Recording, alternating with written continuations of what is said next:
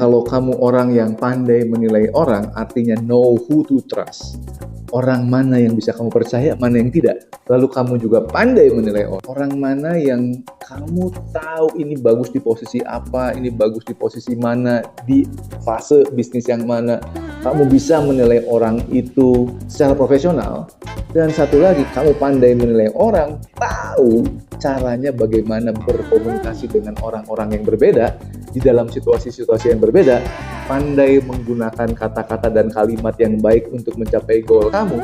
Artinya kalau kamu bisa 3 hal tersebut, kamu bisa memilih mau bisnis sendiri atau bisnis bersama teman dengan tim yang tidak terlalu besar. Karena semakin banyak otak, apalagi yang isinya otak-otak pinter semua, justru makin sulit. Di sini tentang konsumen. Siapa konsumennya, apa yang ingin kita lakukan untuk konsumen tersebut, lalu goal kita apa nih untuk melayani mereka dan akan dicapai dengan berapa lama, dengan cara apa.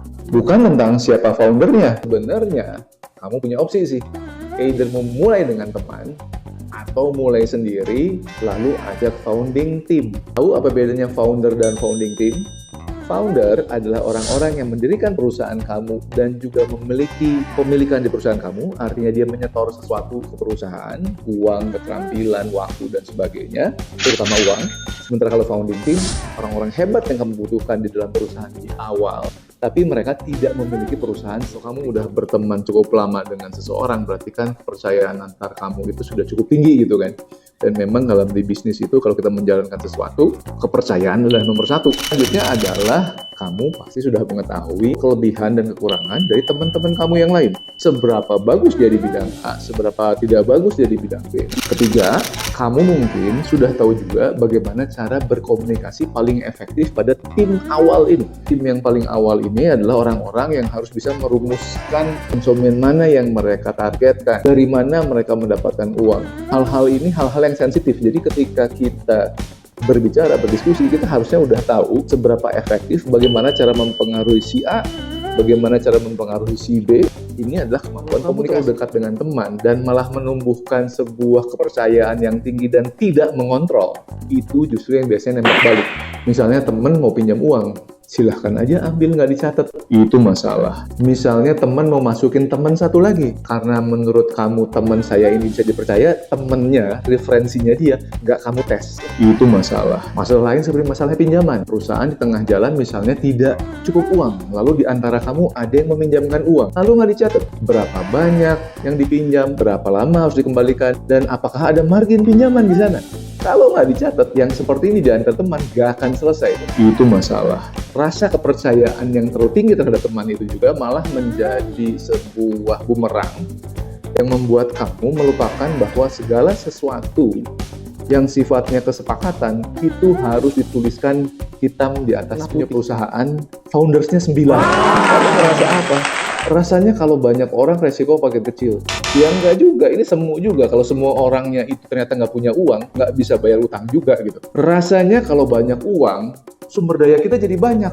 Ya itu juga semu, karena belum tentu juga kamu masukin orang dengan kemampuan yang berbeda-beda. Bisa jadi kamu masukin 3 orang yang jago marketing, tidak ada 1 orang pun yang jago nyari uang.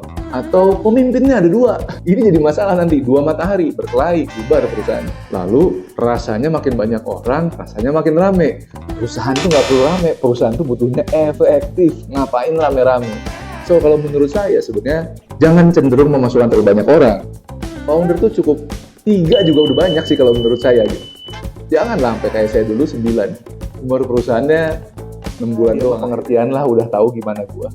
That does not work. Not in business. Di bisnis tidak ada bahasa yang tidak clear. Nggak boleh ada bahasa-bahasa yang tidak lugas. Semua kalau dibilang berapa ya sebutkan berapa, satuannya rupiah, kilogram, kilometer. Jadi tidak bisa juga kita berharap bahwa teman kita akan mengerti. No, dalam bisnis semua harus tercatat, semua harus terbuka. Kalau kamu merasa ada yang salah, kamu harus tegur. Soal tegurnya di mana, menggunakan momen apa, sambil nyetir di kantor depan orang berdua saja dengan timnya, itu soal pilihan kamu. Tapi kalau ada perbedaan pendapat, obrolin, kasih tahu cara memperbaikinya. Ketika menjadi teman, bukan partner bisnis, kita bisa bilang, ya kita mah udah saling mengerti. Jadi gua tidak perlu ngomong juga, cuman kasih gestur doang dia udah ngerti. That does not work, not in business.